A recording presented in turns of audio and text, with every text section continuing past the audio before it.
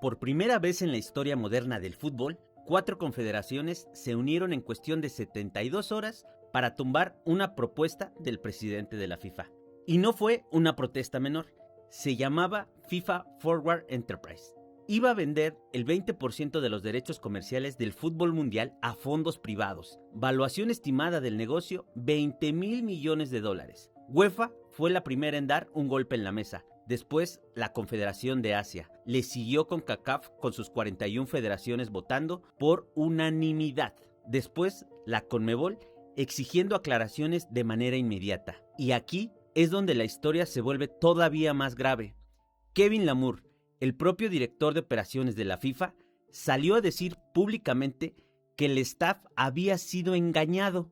Matías Grafström, secretario general de la organización, se distanció del presidente de manera inmediata. Esa misma noche, FIFA retiró el proyecto. El sistema entero, dentro y fuera de la casa, se levantó contra un solo hombre. Pero, ¿quién es ese hombre? Un abogado suizo que nunca metió un gol en su vida, que jamás ha dirigido un club y que nunca presidió una federación nacional antes de llegar al máximo cargo del fútbol mundial. Por eso, hoy no te voy a decir dónde nació, quiénes son sus papás. En los próximos minutos vamos a revisar cómo Gianni Infantino llegó de la nada a convertirse en el máximo dirigente de la FIFA. ¿Y cómo llegó hasta aquí un hombre que hace 30 años trabajaba en una fundación cofundada por la propia FIFA? ¿Cuál fue el papel de Michel Platini, el número 1 de la UEFA, en todo esto? ¿Por qué Gianni Infantino, siendo el número 2, le ganó las elecciones a Michel Platini? Pero sobre todo, vamos a ver un proceso judicial que azotó en la carrera de Gianni Infantino. Esto es Infantino, el camino del burócrata. Dear friends, 10 years FIFA president. Wow, that's quite something. So today is the day where I have and I want to say thank you. Thank you to all of you, to the confederations. Gianni Infantino viene de un pueblo que estoy seguro que jamás habías escuchado. Brick-Glis, un pueblo alpino de apenas 13,000 habitantes ubicado en el cantón del Valais, al sur de Suiza y justo en la frontera con Italia. Ahí, el 23 de marzo de 1970, nace Giovanni Vincenzo Infantino. Viene de una familia no tan acomodada, pero sobre todo, 0 conexiones familiares con la FIFA, 0 conexiones con UEFA y 0 conexiones en el fútbol suizo. Su única relación con el deporte es que en los turnos largos del ferrocarril, su padre lee resúmenes del calcio en los diarios que le sobran del kiosco de María. Y ese dato para mí es muy importante, porque el argumento fácil sería decir que Infantino llegó a donde llegó por padrinos, por herencia, por una red familiar que le abrió puertas, pero lo cierto es que no fue así. Su ascenso en el mundo del fútbol no se explica por una familia,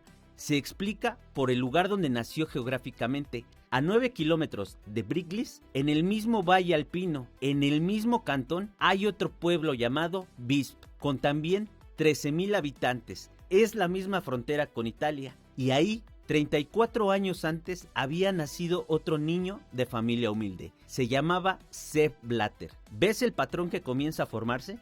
Porque Blatter presidió la FIFA desde 1998 hasta 2015. Lo hizo por 17 años seguidos. Pero aquí hago un paréntesis a la historia, porque lo ocurrido con los fondos de inversión, creo solo le dejan 2 caminos: presentar una renuncia por la próxima campaña de presión mediática y política por parte de las federaciones, o regresar con su plan por tercera vez y ahora sí convencer a todos de los fondos de inversión. Regresando al origen de Infantino, durante casi 27 años consecutivos, la organización que gobierna el fútbol mundial ha sido presidida por 2 hombres nacidos a 9 kilómetros el uno del otro, en un cantón de 350,000 habitantes y en un país que representa apenas el 8% de la superficie de Alemania. Pero Suiza no es el villano de esta historia. Suiza es el escenario perfecto, un escenario funcional al modelo mucho antes de que ninguno de los dos apareciera. Bancos que preguntan poco por los ingresos, tribunales que se toman su tiempo para tomar decisiones, un cantón donde el poder es local, cerrado, familiar y que permite conocer las leyes suizas desde temprana edad. FIFA no está en Suiza porque Suiza sea corrupta. FIFA está ahí porque Suiza es útil para todas las operaciones que la FIFA realiza. Estudia Derecho en la Universidad de Freiburg, que es la octava de Suiza en el ranking académico, alrededor del puesto 660 en el ranking mundial. Es una educación sólida, pero no de élite. Pero Freiburg tiene un rasgo particular. Es la única universidad bilingüe francés-alemana de Suiza. Si te das cuenta, es un hombre preparado, nadie lo niega, porque su educación no solo es dominar 7 idiomas. A final de cuentas, el 90% del planeta habla 2 idiomas o menos. Ese perfil, el perfil académico, le abre las puertas que otros títulos no abren.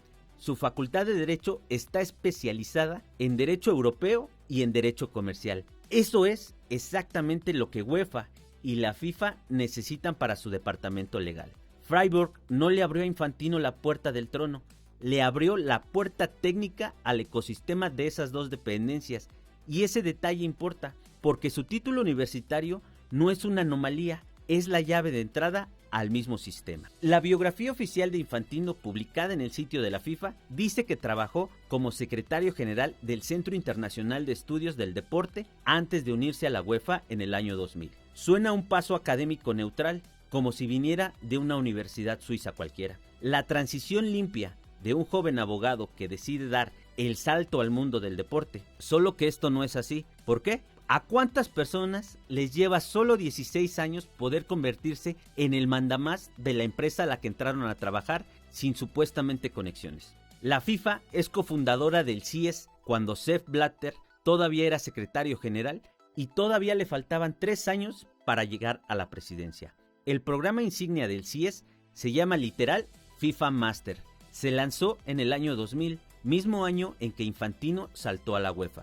El director actual del CIES es el mismo que llevaba la fundación cuando Infantino trabajaba ahí. Se llama Dennis Oswald y también es miembro del Comité Olímpico Internacional. Cuando la biografía oficial dice que Infantino trabajó en el CIES antes de unirse a la UEFA, dice una verdad a medias. No hubo un salto de la academia al fútbol o de alguna federación. El primer trabajo profesional de Gianni Infantino antes de la UEFA, antes de la FIFA y antes de presidir el fútbol mundial ya estaba dentro de la órbita de la FIFA. Todo dentro de un radio de 150 kilómetros, todo dentro del mismo país, Suiza.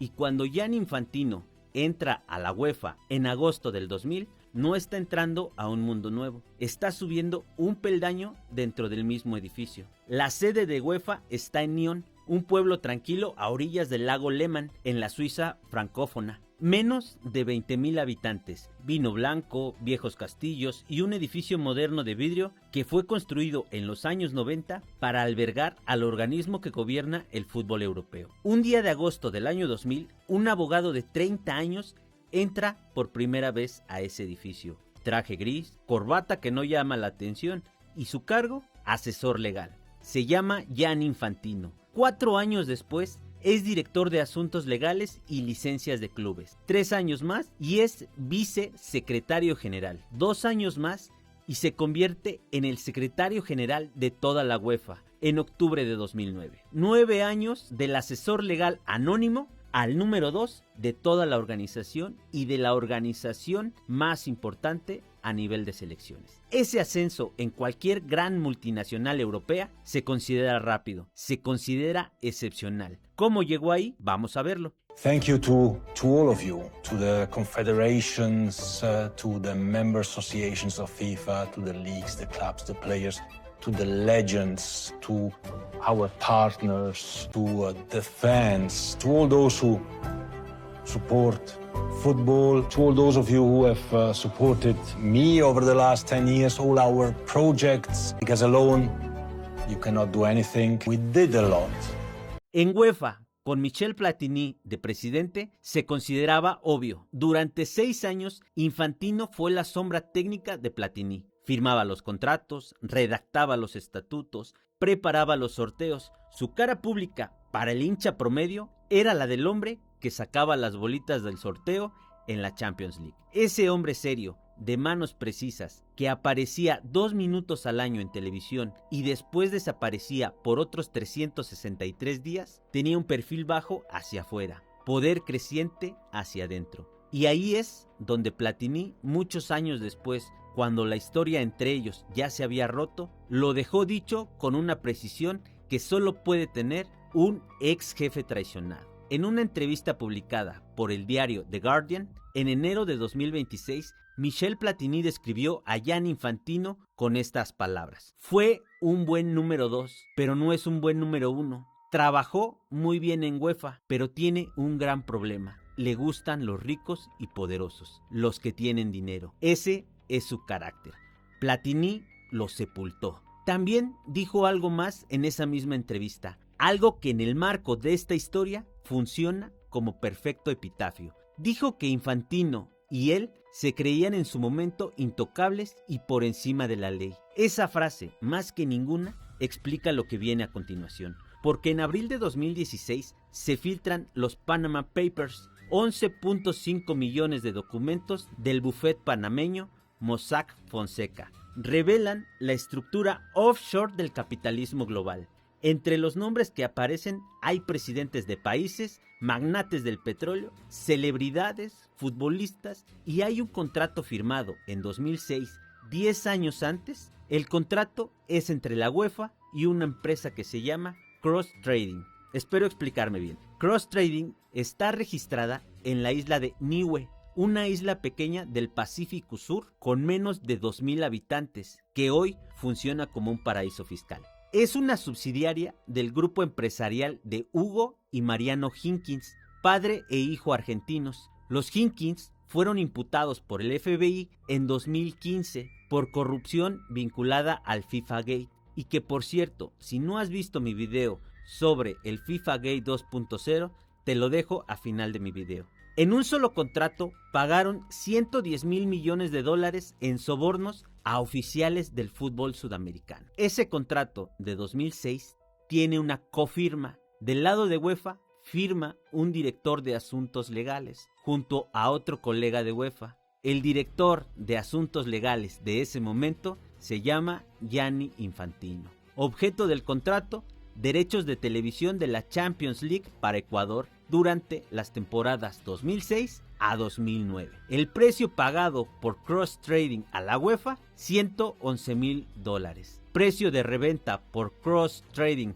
a Teleamazonas, $311,170. Margen de utilidad, casi 180%. Pero hubo otro contrato idéntico para la Supercopa de la UEFA. Margen, en ese sí, casi 350%. Escuchaste bien, 350 de margen para un contrato. La Fiscalía Federal Suiza abrió investigaciones en abril de 2016 y allanaron las oficinas de la UEFA en Lyon. Los mismos pasillos por donde Infantino había caminado durante 15 años, ahora tenían agentes federales revisando archivos. Infantino, 2 meses antes de que llegaran los agentes, ya había sido elegido presidente de la FIFA. Y en el hueco entre la elección de febrero y el allanamiento de abril empieza a operar algo que la Tribune de Genève reveló años después. Algo que casi nadie ha explotado en canales deportivos en español. Rinaldo Arnold es fiscal senior de la región de Alto Valais, el mismo cantón donde nació Infantino. Y no es un simple compatriota. Es amigo de la infancia de Gianni Infantino, un amigo del pueblo, de la escuela, de la vida, antes de que Infantino fuera lo que es hoy. En esa fecha, en 2016, cuando la Fiscalía Federal abrió la investigación, Infantino le escribió un email a Arnold. La misma Tribune de Genève lo cita textualmente. Las palabras son estas y déjame decirte que son contundentes. Dijo: voy a tratar de explicarle a la Fiscalía que es en mi interés que todo se aclare cuanto antes, que quede claro que no tengo nada que ver con este asunto. Un correo entre amigos de la infancia. Uno preside la FIFA y el otro es el fiscal senior del cantón donde ambos nacieron. Der FC Briglis hat er jetzt als FIFA-Präsident nicht vergessen. Nein, er ist viel zu Brig nachzutreffen. Er kommt auch viel wieder zurück zu seinem FC Briglis, wenn Juniorenturniere sind, wenn unsere Mannschaften mal spielen. Kommt er immer wieder geben, kommt Besuch abstatten und kommt Bratwurst essen in der Kantine. Also die Verbindungen sind immer da geblieben und darum jetzt heute eben nach der Wahl vom FIFA-Präsident den Grossanlass. Entre julio y septiembre de 2016 se registran más de 20 llamadas entre fiscales suizos y abogados de FIFA. 2 meses, más de 20 llamadas. La Tribune de Genève reportó que los fiscales aparentemente ayudaron a FIFA a formular sus peticiones. Una actitud, dice el diario, incompatible con el deber de imparcialidad de la fiscalía. Y encima de eso hay otra capa aún más grave. Entre julio de 2015 y julio de 2016, Infantino se reunió al menos 3 veces con Michael Lauber, fiscal general de Suiza, sin dejar registro oficial de ninguna de las 3 reuniones. La más famosa fue el 16 de junio de 2017 en un hotel de Berna, un hotel de siglo XIX frente a la estación central de la capital suiza, sin agenda, sin una minuta, sin un acta. 5 meses después de esa tercera reunión, en noviembre de 2017, la Fiscalía Federal de Suiza cerró la investigación sobre el contrato de cross-trading firmado por Infantino en UEFA. Todo sin cargos. Lauber fue forzado a renunciar en 2020. Un tribunal suizo determinó que intencionalmente hizo declaraciones falsas sobre esas reuniones. Se abrió una causa penal contra Infantino que fue archivada en agosto de 2023, otra vez sin cargos. Infantino habló de victoria total y clara. Legalmente ganó, pero cuando pones el mapa de Suiza encima de la cronología, algo se ilumina. Su amigo de la infancia era fiscal senior en el cantón donde él nació. El fiscal general de Suiza se reunió con él 3 veces sin dejar registro. Los abogados de FIFA y los fiscales generales tuvieron más de 20 llamadas en 2 meses y 5 meses después de la tercera reunión con el fiscal general, la investigación se archivó. Nada de eso constituye un delito probado en los tribunales. Todo eso junto describe un método. ¿Consideras que Infantino es inocente? Porque después nos trasladamos a Zúrich en mayo de 2015, otra vez en un hotel, un edificio de 5 estrellas frente al lago a pocos metros del centro financiero de Suiza. El hotel de los banqueros, el hotel de los dirigentes deportivos, es el hotel de las reuniones de FIFA en su semana previa a su congreso anual. Ese hotel amanece con agentes del FBI en el lobby. Van a los cuartos, sacan oficiales de FIFA en pijama y batas de baño. Los cubren con sábanas para que no los vean bajar las cámaras de televisión que ya están afuera. Los suben en sus camionetas negras y a esto se le conoce como el FIFA Gate. 12 oficiales terminan declarándose culpables en tribunales estadounidenses. La organización queda en el peor momento de credibilidad de su historia. Sepp Blatter, presidente durante 17 años, anuncia que se retira. Se abre la carrera para sucederlo. El favorito claro es Michel Platini, presidente de UEFA, ex ídolo del fútbol francés, 3 veces Balón de Oro, la figura pública más respetada del deporte europeo. Un hombre que hace 30 años cobraba con la izquierda desde el borde del área y que ahora a los 60 años se preparaba para gobernar al fútbol del planeta. Y entonces, en septiembre de 2015, aparece una historia. Blatter le había autorizado a Platini un pago de 2.000 millones de francos suizos en 2011, supuestamente por servicios de consultoría prestados entre 1998 y 2002, 13 años antes de ese diciembre de 2015. El Comité de Ética de la FIFA suspende a ambos por 8 años. Platini queda fuera de la carrera en cuestión de semanas. Y en octubre de ese mismo año, de 2015, 2 meses antes de la suspensión, el Comité Ejecutivo de UEFA hace un anuncio que hoy suena distinto de como sonó en ese entonces. Da respaldo unánime a un candidato para presidir FIFA. Ese candidato se llama Gianni Infantino y ese candidato en ese momento era el secretario general del mismo Comité Ejecutivo que lo estaba respaldando. El número 2 nombraba al número 2 como candidato a ser el número 1. El 26 de febrero de 2016 en Zúrich, en un congreso extraordinario de la FIFA, en la segunda vuelta Infantino gana con 115 votos de 207, es decir, con un porcentaje de victoria de 55%. El bahreiní Salman Al Khalifa queda segundo con 88 votos. presidente de FIFA a los 45 años. El burócrata anónimo de UEFA, aquel que sacaba las bolitas del sorteo de Champions, ahora dirige el fútbol mundial. Y en marzo de 2023, un diario suizo, que no puedo pronunciar el nombre pero que se los dejo en pantalla, revela una operación de inteligencia contratada por el gobierno de Qatar, bautizada con nombre en clave Project Matterhorn. El nombre viene del pico alpino más famoso de Suiza. Los operativos catarís grabaron la reunión del 16 de junio de 2017 en el Hotel de Berna, la misma reunión secreta entre Infantino y Michael Lauber. Y no fue una operación improvisada. El diario reporta que los mismos operativos ya planeaban desde finales de 2011 reclutar al fiscal general suizo para su causa. El hombre que llegó a FIFA prometiendo transparencia terminó espiado por el Estado autoritario al que su organización iba a beneficiar económicamente durante la década siguiente. Y falta lo peor, porque en marzo de 2025, en el Tribunal Suizo de Apelaciones, en la sala principal, 10 años después de los arrestos en el FIFA Gate,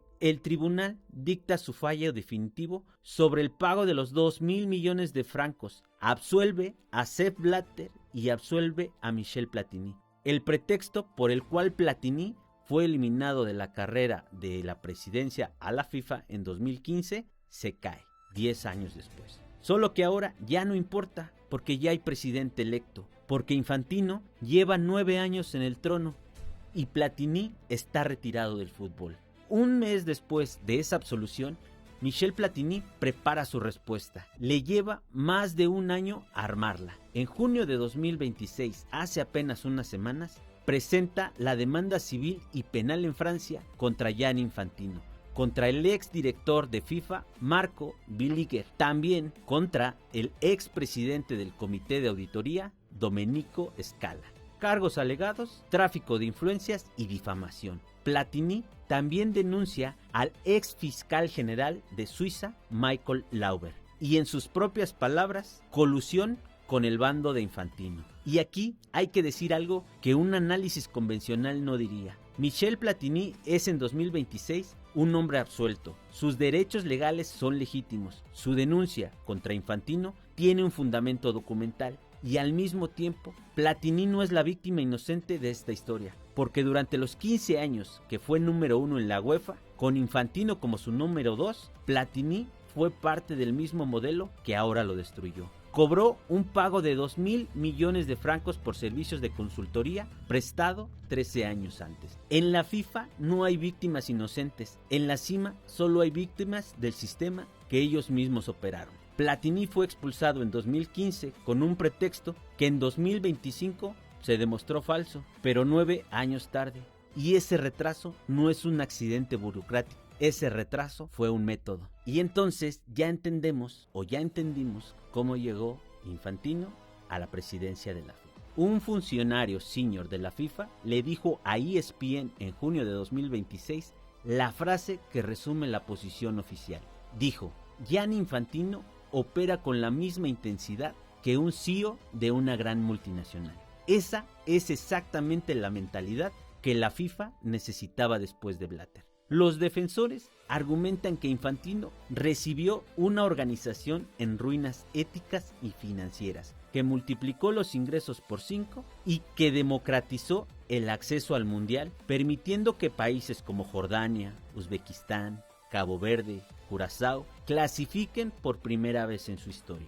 Que cada asociación miembro reciba hasta $8 millones por ciclo a través del programa FIFA Forward. Esos mismos $8 millones sirven como un estímulo para que las asociaciones y las federaciones sigan votando por Gianni Infantino. $8 millones representa un voto, uno por federación. Son 211 federaciones y en la urna lo mismo vale el voto de Alemania que el voto de Curazao. Ninguno de esos votos tiene incentivo estructural para votar en contra de quien firma los cheques. Ninguno. La expansión del mundial a 48 equipos no es una generosidad. En 10 años no reformó la FIFA, la heredó podrida, la industrializó y grabó su nombre en su propia victoria para que nadie lo olvidara. Gianni Infantino no es el villano de esta historia. El villano es el modelo que produce varios Infantino, porque no creamos que va a ser el último. En marzo de 2027 termina su mandato actual. Se especula con que pida una extensión. Da igual si se queda o se va, si el modelo que lo produjo se queda, porque ese modelo, mientras siga vigente, va a producir otro, pero mejor entrenado, mejor conectado, más blindado, con el nombre grabado en el trofeo siguiente. Y ese modelo no se reforma desde adentro, ni siquiera el rechazo del 31 de julio a su programa FIFA Forward Enterprise lo reforma. Solo lo pone en pausa, porque el mismo grupo que tumbó la propuesta la semana pasada es el mismo grupo que la vio venir durante 8 meses sin decir nada.